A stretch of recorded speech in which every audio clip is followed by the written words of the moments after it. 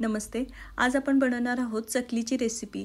दिवाळीमध्ये आपण 1 किलो भाजणीची कशी चकली बनवायची ते पाहिलं.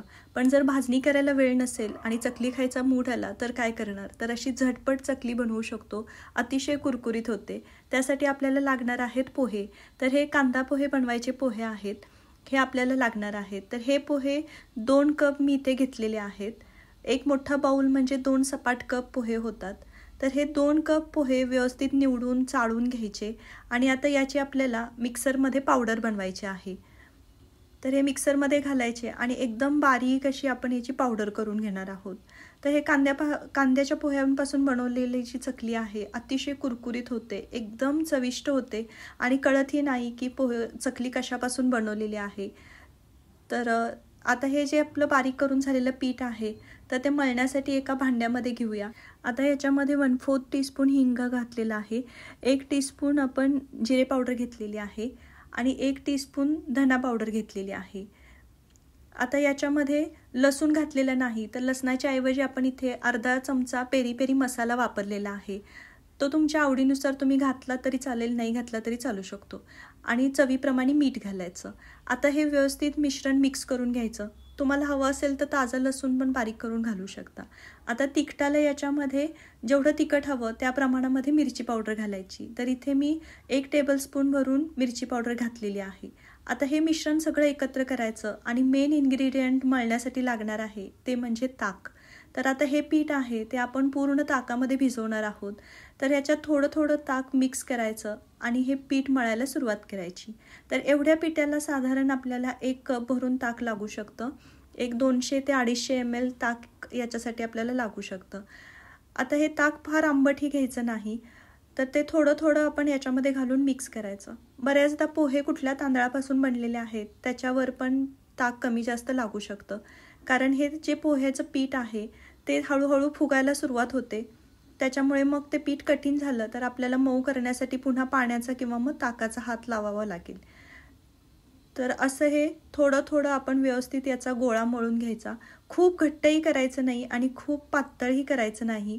असं थोडंसं सैलसर राहील असं आपल्याला हे चकलीचं पीठ बनवून घ्यायचं आहे. तर याच्यामध्ये आपल्याला तेलाचं मोहन घालायला लागत नाही, कारण आपण कांदा पोह्याचे पोहे वापरलेले आहेत. त्यामुळे ऑलरेडी ते खुसखुशीत पीठ असतंच, त्याच्यामुळे याच्यामध्ये कुठलंही मोहन घालण्याची गरज पडत नाही. आता हे व्यवस्थित असं आपण मळून घ्यायचं आणि याचा गोळा करायचा, जेणेकरून आपल्याला शेवग्यामध्ये भरायला सोपं जाईल. तर हे पीठ मळून झाल्यानंतर हे पहा असं दिसेल. गरज वाटेल तेव्हा थोडंसं हाताने रेंदून घ्या. हे एवढं सैलसर असलं तरी चालेल. आता ह्याला आपण जास्त वेळ भिजतही ठेवणार नाही.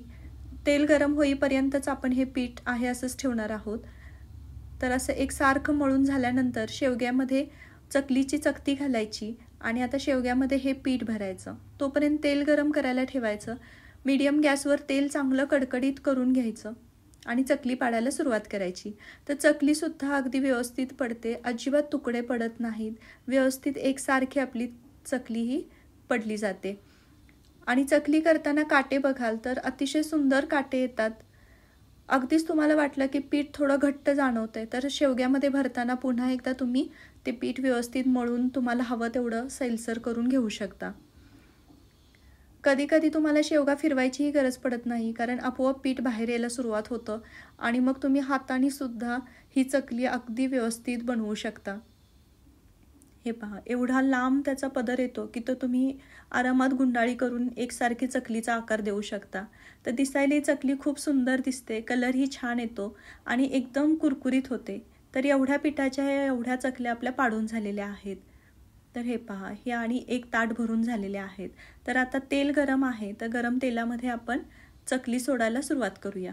सुरुवातीला तेल एकदम कडक करून घ्यायचं आणि पुन्हा गॅसची फ्लेम आहे ती मीडियम टू लोमध्ये ठेवायची आणि त्याच्यामध्ये ही चकली सोडायला सुरुवात करायची. आता इथे पेशन्स लागतात, कारण चकली भाजायला वेळ लागतो. इथे मी थोडंसं फॉरवर्ड करून दाखवलेलं आहे, त्याच्यामुळे झटकन भाजल्यासारखी दिसते. तर चकली तळताना आपल्याला इतर चकलीप्रमाणेच वेळ लागतो. एकदा का चकली व्यवस्थित तळली गेली एका बाजूनी की गॅस अजून मंद करायचा आणि दुसरी बाजूही आपल्याला व्यवस्थित तळून घ्यायची आहे. तर ही दोन्ही बाजूनी छान तळून झाली की तेल आपोआप शांत होतं आणि मग आपल्याला अंदाज येतो की चकली तळून झालेली आहे. हे पहा, सुरुवातीला टाकल्या तेल खूप जोरजोरात चरचरतं आणि हळूहळू जसं चकली तळून तयार होईल तसं तेल शांत व्हायला लागतं. याचा अर्थ आपली चकली तळून तयार झालेली आहे. आता तेल निथळून घ्यायचं आणि ही चकली बाहेर काढायची.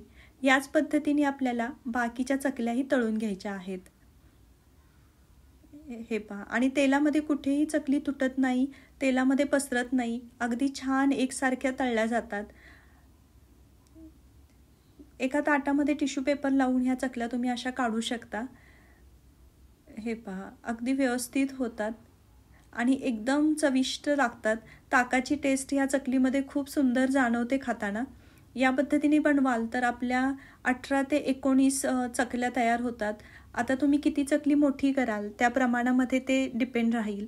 आणि अशी ही चकली मस्त कुरकुरीत नक्की ट्राय करा. आणि हो, रेसिपी आवडल्यास लाईक करा, इतरांबरोबर शेअर करा आणि सबस्क्राईब करायला विसरू नका. खूप जण व्हिडिओ बघतात पण सबस्क्राईब करत नाही, तर असं करू नका. आवडलं तर नक्की सबस्क्राईब करा. काही सूचना असतील तर नक्की कळवा. धन्यवाद.